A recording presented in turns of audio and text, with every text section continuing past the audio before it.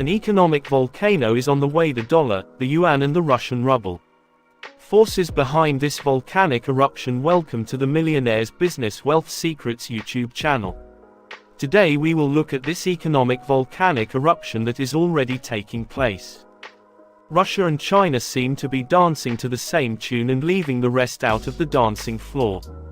It is no doubt, Russia is suffering from the changes to the international monetary system, and hence it has devised methods to counter the fact that they can't trade freely using the dollar and euro. There is a growing crisis in the Russian economy. Products are running out and cannot be replaced because of this. You can't just bring them in from elsewhere. After Russia's invasion of Ukraine, even businesses that weren't hit with sanctions have a hard time paying their bills to overseas partners. Banks in friendly countries are refusing to accept transactions for a variety of reasons, including the possible freezing of the dollar and euro accounts and the lengthy processing times associated with payments made in a foreign currency. Russia's financial authorities are actively looking for solutions to these issues and are open to even the most far-fetched suggestions. Confronted with the long-established realities of global trade, based mostly on the convenience of the dollar and euro, and the political limits laid down by President Vladimir Putin, such as his need that trade be done in rubles, it is difficult to work out something more effective.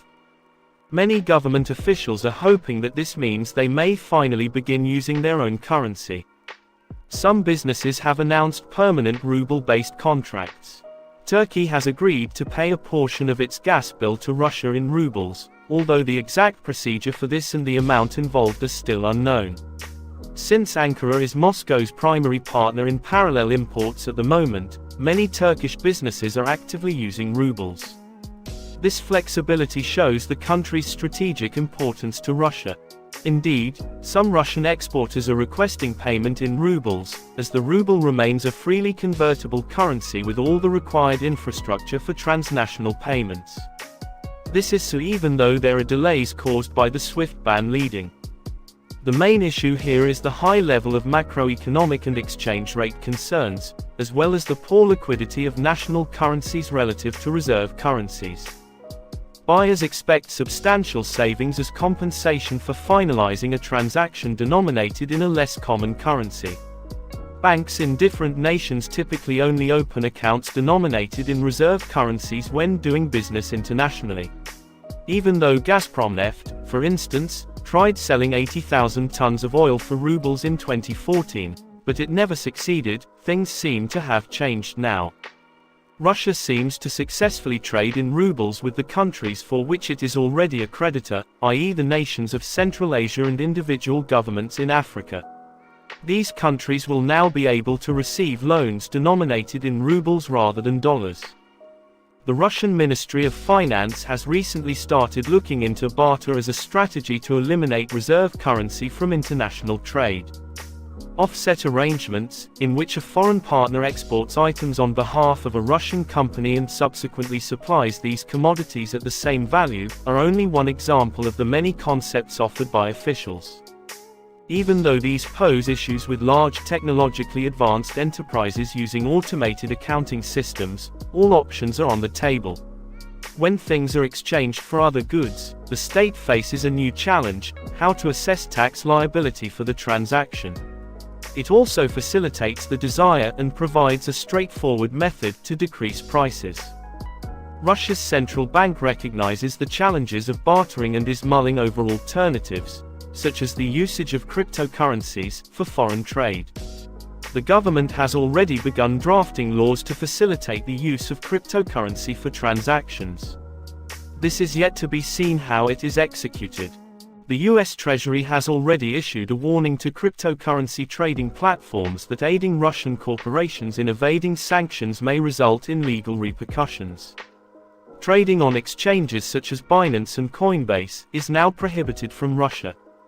The volatility of cryptocurrencies poses a price risk for them to be used as a price denomination. This poses another requirement in that the use of these coins to settle accounts would necessitate the existence of a trustworthy and large crypto exchange. With the recent cryptocurrency market collapse, one that has never been seen before in recent years. This may cause a complete re-evaluation of the value of cryptocurrencies. The introduction of stable coins, cryptocurrencies pegged to a basket of commodities-based currencies, the launch of a gold crypto ruble pegged to the global price of gold are ways that are being discussed as a means to avoid trading in dollars and euros. In Russia, given all these, the Chinese yuan is gaining popularity as a means of exchange in Russia. When compared to other currencies of friendly countries, its use in trade volumes on the Moscow Stock Exchange in July amounted to 20%, up from little more than 0.5% in January, a whopping 40% increase. Additionally, Russian financial institutions are beginning to make use of China's cross-border interbank payment system (CIPS) for making cross-border transfers, hence totally replacing the SWIFT. This is huge. In March, Russia attempted to negotiate a currency swap with China but was unsuccessful, but this may soon come to fruition and may well set a template for future trade with China even in a post-sanctions world. Moscow can demand that Western countries pay for energy imports in yuan instead of rubles. This can cause issues. It would be more difficult for the Chinese central bank to maintain the exchange rate if the volume of the offshore yuan increased. Chinese factories that are so deeply embedded in Western supply lines are understandably nervous about any action that will be taken bilaterally between China and Russia. In spite of all these, Chinese exports to Russia increased in June 2022, and the volume of yuan-ruble trade in China reached its highest level in the first 6 months of 2022. According to data from the China Foreign Exchange Trade System in June 2022, cited by Bloomberg, spot trading between the two currencies increased to 321 million yuan, or $48 million, in the interbank market. After President Vladimir Putin's invasion of Ukraine prompted Western sanctions, Chinese exports to Russia increased by 14% in May as Moscow sought substitutes for goods that had been banned by the sanctions. As a result of increased shipments, local exporters will likely settle a higher percentage of their receipts in rubles, which should boost trading activity. The Scotiabank strategist who spoke to Bloomberg speculated that the increase in cargo trade between China and Russia could be responsible for the recent uptick in trading volume. There was a rise in business and financial activity after China lifted its COVID-19 restrictions, and there may have been an increase in shipments after bottlenecks in the supply chain were resolved. China has kept on working to make its currency a serious contender to the US dollar around the world. The People's Bank of China has been working with 5 other countries and the Bank for International Settlements to establish a yuan reserve. The goal of the move is to challenge the International Monetary Fund's reliance on the US dollar. Russia has taken steps that help the yuan as well. Reuters reports that India's largest cement producer is purchasing Russian goods with yuan, and traders predict more deals like this will emerge.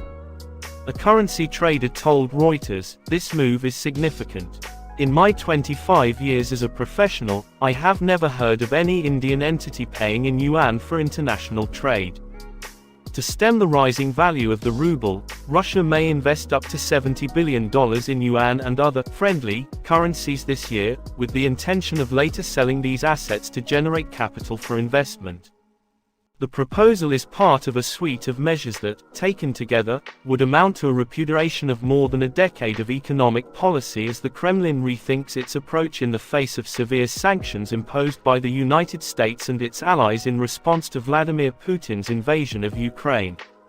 With roughly half of its $640 billion in foreign exchange reserves frozen after the February invasion, the Kremlin no longer has access to money it had spent years saving for a rainy day, and the approach highlights how sanctions have upended Russia's economic strategy. In an effort to diversify its economy, Russia had become one of the world's largest holders of reserves in Chinese yuan before the war. Russian access to these assets remains restricted, despite the fact that they haven't been frozen due to Western sanctions.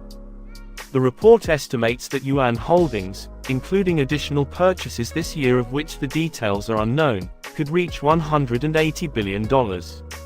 As a result of the sanctions, the central bank has stopped disclosing the reserve's currency composition.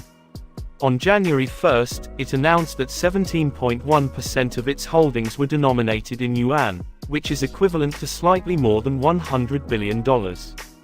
Over the next 3 to 5 years, the plan calls for spending as much as $180 billion to help cover the massive expense of replacing imported technologies and reorienting transportation networks to serve emerging Asian markets. The sales in rubles would help strengthen the ruble and help offset the inflationary impact of the investment spending. It is not clear how this will pan out, but a lot is going on behind closed doors with the yuan and ruble as they target the dollar. Thank you for watching. Please subscribe to be notified whenever we post such content. Have a great day.